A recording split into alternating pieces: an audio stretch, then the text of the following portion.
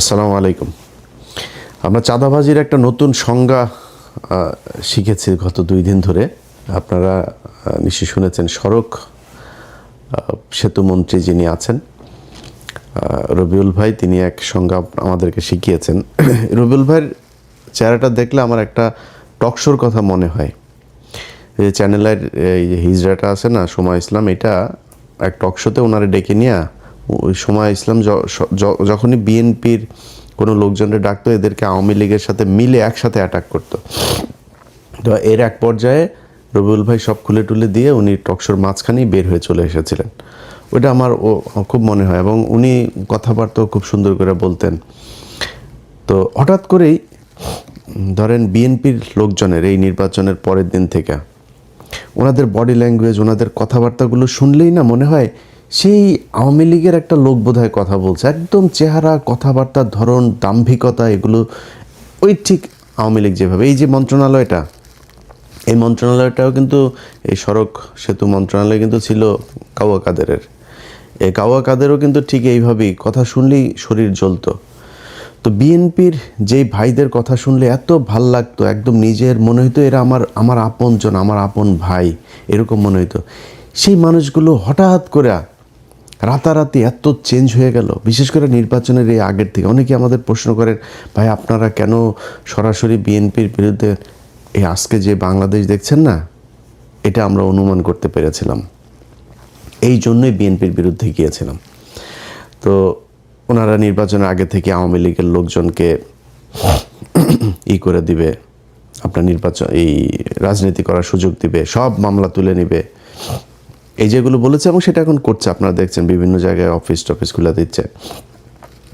তো এটার বিএনপির সামনে ধরেন 2টা পরিণতি এখন যে অবস্থায় তারা চলছে সেটাতে। 1981 সালে জিয়াউর রহমান এইভাবে এই হাসিনাকে নিয়ে এসেছিল। 17 দিনের মাথায় জিয়াউর রহমানকে হত্যা করা হয়েছিল। খালেদা জিয়া, তিনি এই আপনার 96-এ যখন এই হাসিনাকে আপনার স্পেস দেয়, উনি কিন্তু 15ই ফেব্রুয়ারি একটা নির্বাচন করেছিল 96-এ। সেই নির্বাচনে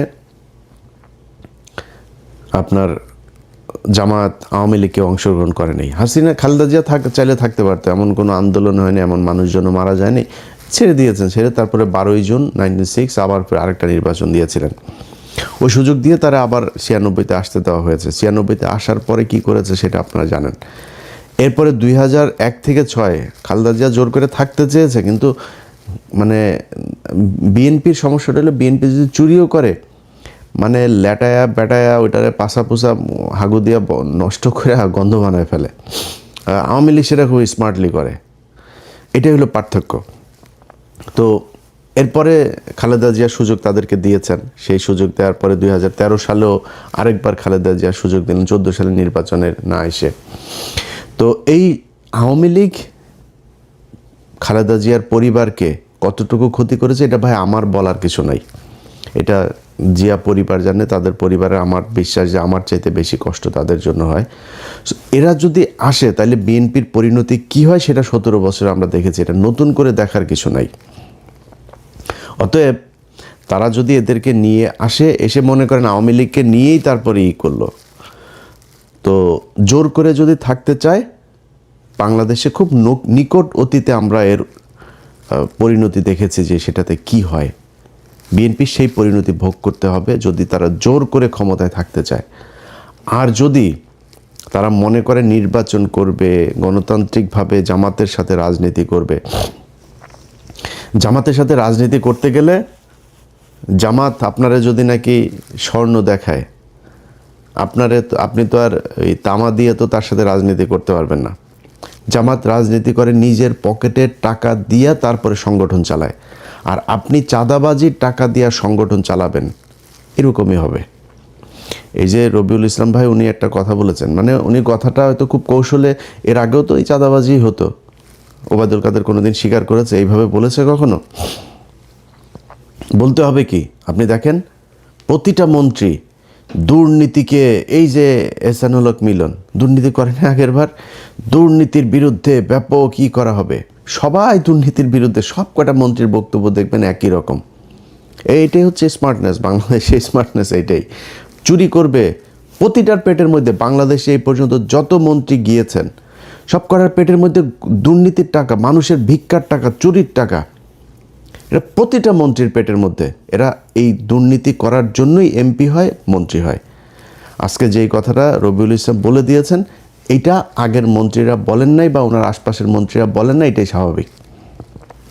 শহীদুদ্দিন চৌধুরী অ্যানি ভাই আজকে বলেছেন যে না, সড়কে কোনো চাঁদা চলবে না। অ্যানি ভাই, আপনি তো পানি সম্পদ মন্ত্রী, আপনি সড়কের মন্ত্রী বলার কে? সড়কের মন্ত্রী বলে দিয়েছেন চাঁদাবাজি চলবে, অতএব চলবে। এটারে আপনি এখন কালকে হয়তো উনি বক্তব্যটারে সুন্দর করে বলতে পারেন, তারেক রহমান হয়তো একটা থ্যাতানি দিলে হয়তো বলবে সুন্দর করে, বা এই ধরনের কথার ভবিষ্যতে বলবে না, কিন্তু চলবেই চাঁদাবাজি। উনি খুব স্পষ্ট করে বলেছেন যে সরকারি দলের যেই শ্রমিক সংগঠন, তাদের দল চালাতে টাকা লাগে। বক্তব্য কিন্তু খুব স্পষ্ট।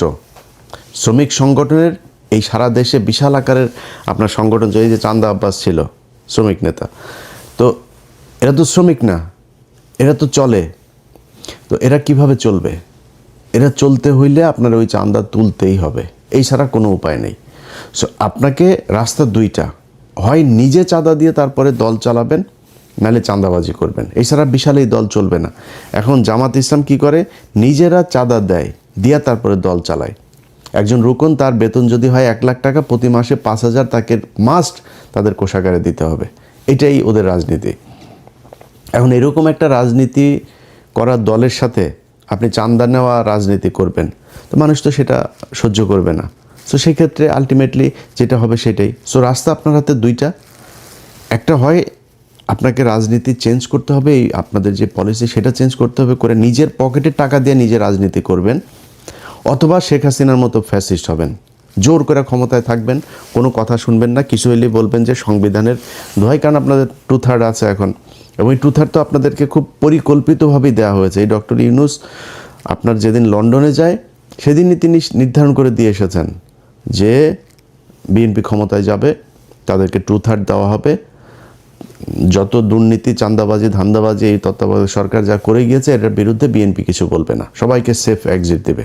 যে দেশে থাকতে চায় দেশে থাকার ব্যবস্থা করে দেবে। এরাও থাকবে না বেশি দিন।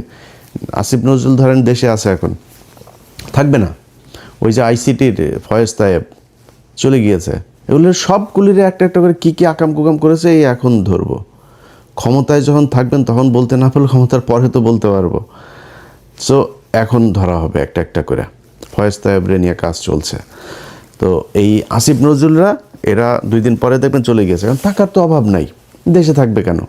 বউরে দিয়ে আপনার এই কালেকশন করাই তো, নিউজও তো হয়েছে, আপনারা দেখেছেন।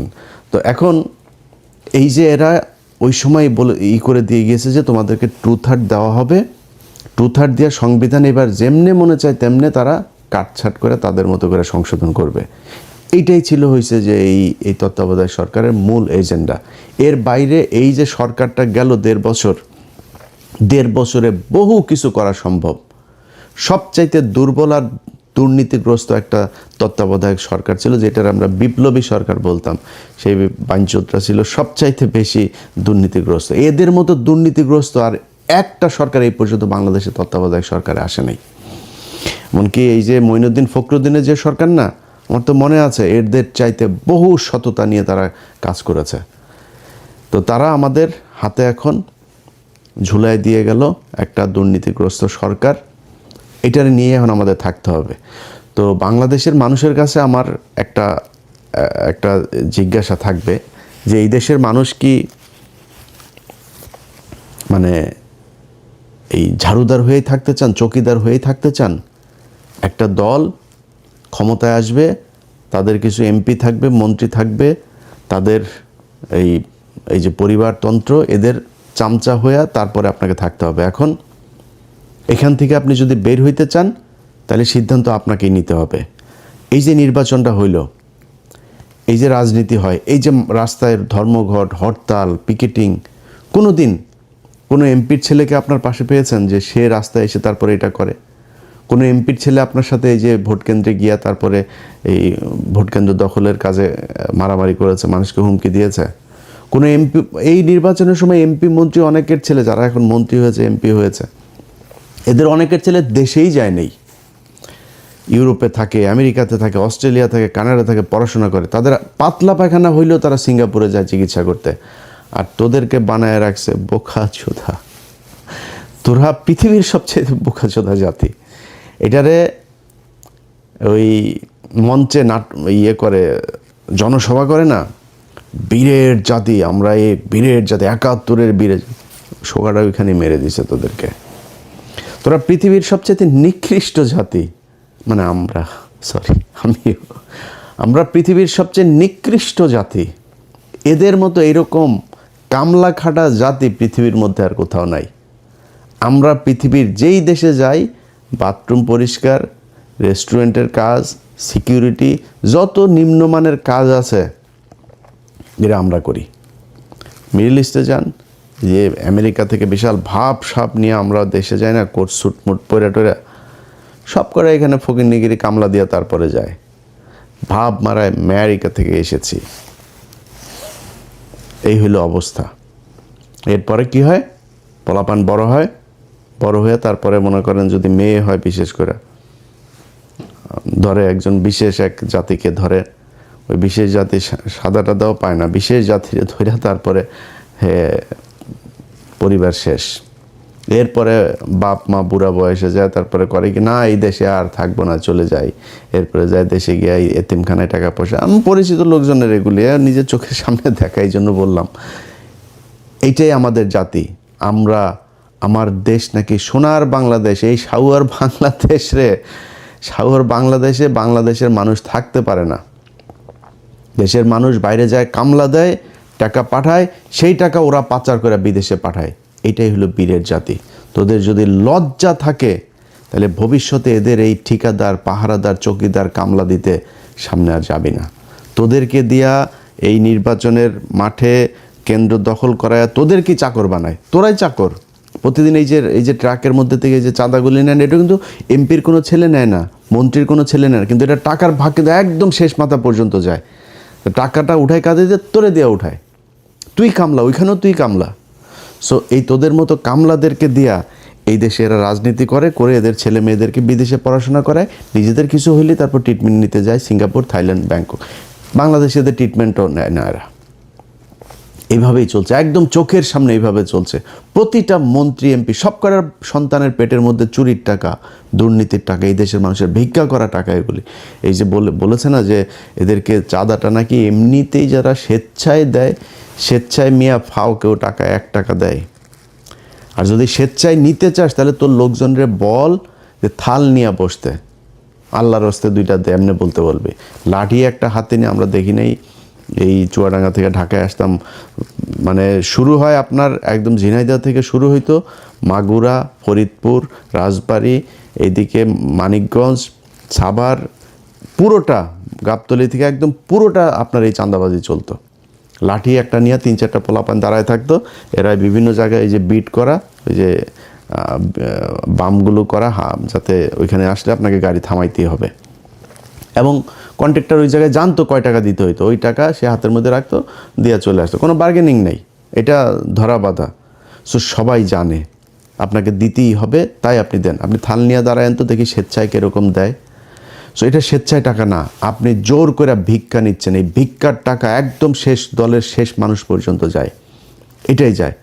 মনে করার কোনো কারণ নেই যে এমপিরা যে আপনার মনে করেন দলের সর্বোচ্চ নেতাদেরকে আপনার এই যে টাকা দিয়ে তারপর মনোনয়ন নিয়েছে, ও এমপি টাকা কই পায়? ও একদম এই যে ভিক্ষুকের কাছ থেকে যে টাকাটা নেয়, ফুটপাতের যেই একজন হকারের কাছ থেকে যে টাকা নেয়, মেথরের কাছ থেকে যে টাকা নেয়, সব টাকা ওইখানে যায়। তোদের পেটে এমন কোনো অসভ্য টাকা নাই, এমন কোনো ছোট টাকা নাই যেই টাকা তোদের পেটে যায় না। সো এটাই হলো বাংলাদেশ। যারা কিনা কাজ করে খায়, তারা নিজের হালাল পয়সা তারপরে খায়। এই হালাল টাকাটারে তোরা মানে হারাম করে তারপরে এই নিকৃষ্ট এই টাকা পয়সা তোরা খাস। এটাই হলো গিয়া তোদের মানে রাজনীতি। সো এই রাজনীতি কইরা যদি নাকি তারা বাংলাদেশে ক্ষমতায় জোর করে থাকতে চায়, থাকতে পারবে। কিন্তু যদি তারা মনে করে যে কম্পিটিশনে যাবে, তাহলে সম্ভব না। এবার এই দেশের মানুষ হুমড়ি খেয়ে পড়েছিল দাঁড়িপাল্লায় ভোট দেওয়ার জন্য। কেন, কি কারণে? মানুষ এই চাঁদাবাজি, মাস্তানি, দখলবাজি এখান থেকে বের হতে চেয়েছিল। এই কারণে মানুষ দাঁড়িপাল্লাকে দেখতে চেয়েছিল যে দাঁড়িপাল্লা আসে কিনা। তো এই দাঁড়িপাল্লা আছে, দাঁড়িপাল্লা 5 বছর পরে আরও শক্তিশালী হয়ে আসবে। আপনি সিদ্ধান্ত নেবেন যে ভালো হবেন নাকি হাসিনার মতো আরও মানে সর্বোচ্চ ফ্যাসিস্ট হয়ে তারপরে ফ্যাসিজমের মাধ্যমে এই দেশ পরিচালনা করবেন।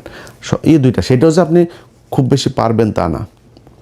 আমরা ভাই এই গত 17 বছরে দেখলাম তো, আজকে এই যে বাবারে বাবা সারা দেশ বিএনপি, আরে বাবারে বাবা সব বিএনপির লোকজন, বিএনপি সারা দেশে কোনো লোক নেই, রাতারাতি চেঞ্জ হয়ে যায় পরিস্থিতি। এগুলো আমাদের চোখের সামনে দেখা।